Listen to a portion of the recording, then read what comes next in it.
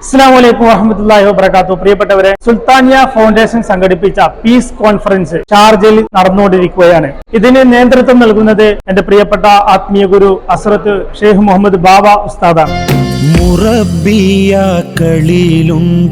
മുഹമ്മദ് തെളിവുണ്ട്, മുഹബത്തിൻ നിറവാർന്ന ഉറവയുണ്ട്, എങ്ങും മുസമ്മിലരായന്റെ